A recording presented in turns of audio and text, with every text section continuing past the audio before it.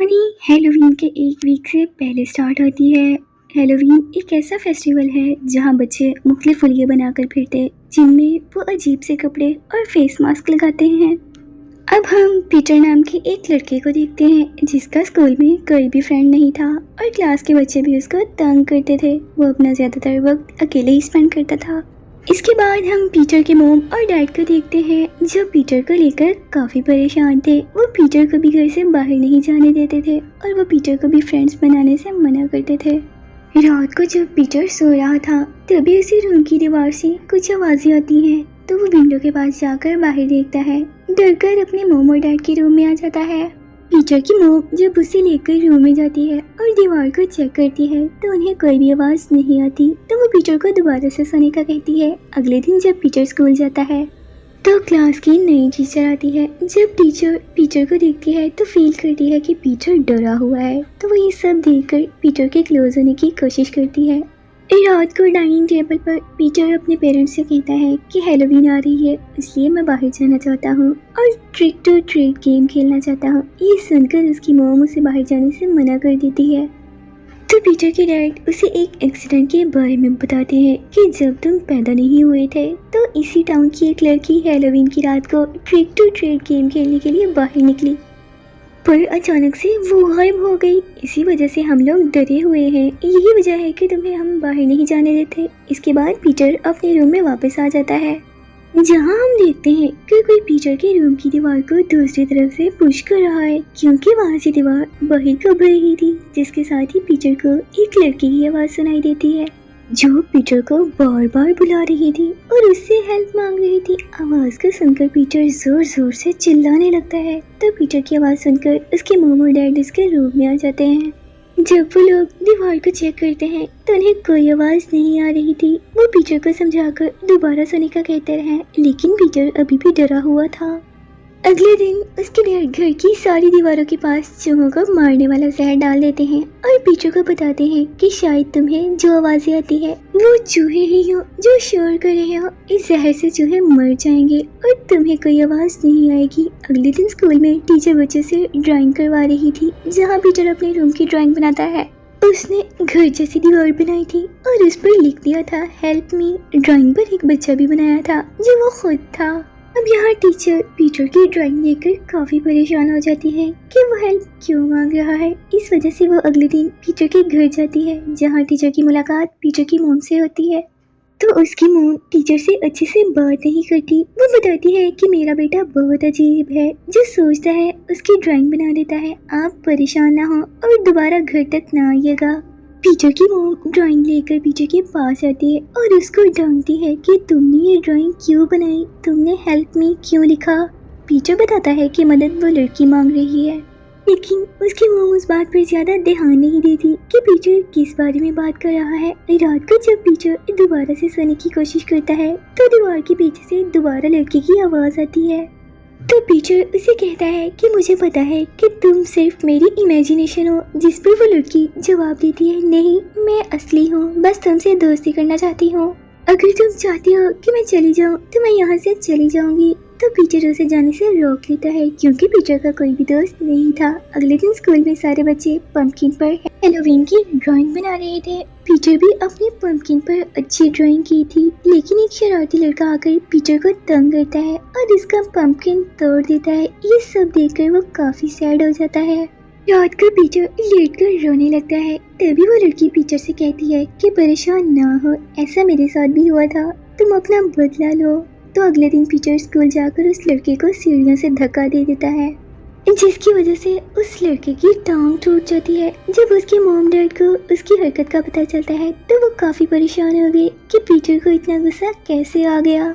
तभी उसके dad Peter को सजा देने के लिए उसे बेसमेंट में लॉक कर देते हैं। जब उसके डैड उसे वहाँ लॉक करके चले गए तो पीटर को वहाँ एक पिट यानी हॉल नजर आता है, जिसको एक नेट लगाकर कवर किया गया था, लेकिन उस पिट के अंदर एक भालू पड़ा हुआ था। अगले दिन पीटर की टीचर के घर प्रिंसिपल आता है, जो टीचर से कहता है कि आपको उनके घर ऐसे नहीं जाना चाहिए था। स्कूल में टीचर बच्चों के टेस्ट चेक करती है, तो टीचर टेस्ट देखने के बहाने पीटर के घर जाती है, लेकिन टीचर ये बात नहीं जानती थी कि पीटर तो बेसमेंट में लॉक है। अब यहाँ पर हम पीटर के डैड का बिहेवियर नोट करते हैं कि वो घर में हथौड़ी लेकर घूम रहे थे और उनके बाजू पर भी चोट लगी हुई थी। पूछने पर वो बताता है कि मैं चीजों को ठीक कर रहा हूँ, इसी दौरान ये चोट लग गई। अजीब बात ये थी कि उन्होंने पीटर का स्कूल भी छुड़वा दिया था। अब रात को पीटर की मॉम उसे बेसमेंट से निकालकर उसके रूम में ले जाती है। जैसे ही उसकी मॉम उसके रूम से गई, पीटर दीवार के पास जाता है और उस लड़की से बातें करने लग जाता है। तभी वो लड़की पीटर से कहती है कि मेरी बात गौर से सुनो कि अपने मॉम और डैड से बचकर रहना। जैसे वो शो करते हैं वो वैसे बिल्कुल भी नहीं है। और वो मजीद बताती है, और मैं कोई और नहीं बल्कि तुम्हारी बहन हूँ जिसे सालों से यहाँ पर कैद किया हुआ है, और मैं वेट कर रही हूँ कि तुम दीवार पर लगी घड़ी को हटाकर सीक्रेट डोर खोलोगे ताकि मैं भी बाहर आ सकूं। पीटर को लड़की की बातों का यकीन नहीं आता, तो वह कहता है कि मैं तुम्हें देखना चाहता हूँ। तो लड़की कहती है कि तुम मुझे देखकर डर जाओगे क्योंकि सालों से कैद रहने की वजह से मैं अजीब दिखने लग गई हूँ। लेकिन पीटर उसको सामने आने का कहता है, तो लड़की उसे कहती है कि दीवार पर बने छोटे सुराख से मुझे देख सकते हो। वो सुराख से देखता है तो उस लड़की की बड़ी सी आंख को देखकर वो डर जाता है। वो पीटर को बताती है कि हमारे मॉम और डैड काफी जालिम हैं, तुम भी उनके बच्चे हो तो वो भी तुम्हारे साथ मेरे जैसा ही सलूक करेंगे। इन सारी बातों के बाद पीटर को समझ नहीं आ रहा था कि वो क्या करे।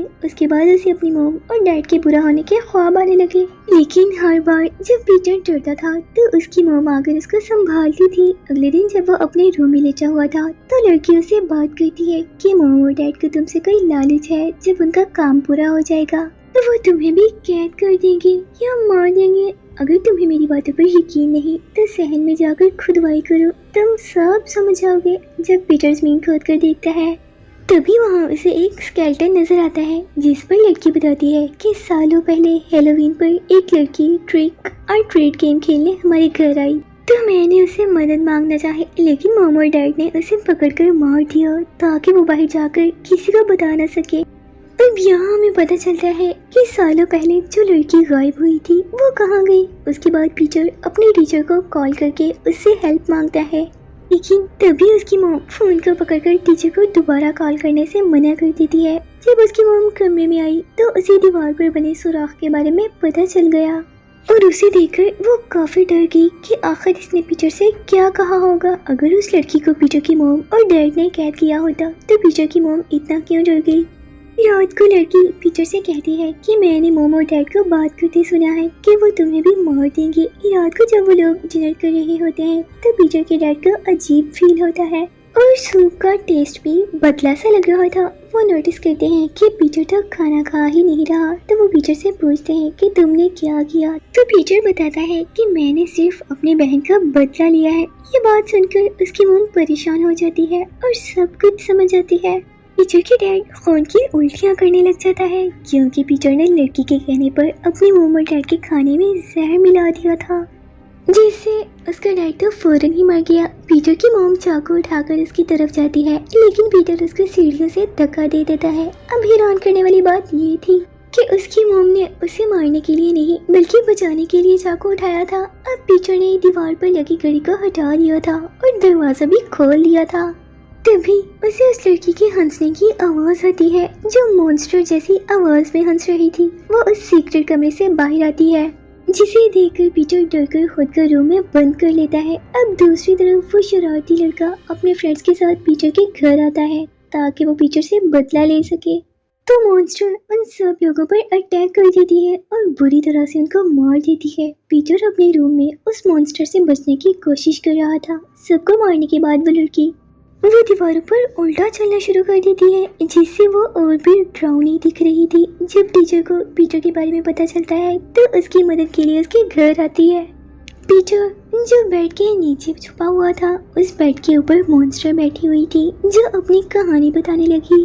असल में ये लड़की पीटर की सच में बहन थी। जब वो पैदा हुई तो वो काफी बदसूरत थी जिसकी वजह से वो बचपन ही से मॉन्स्टर जैसी नजर आती थी।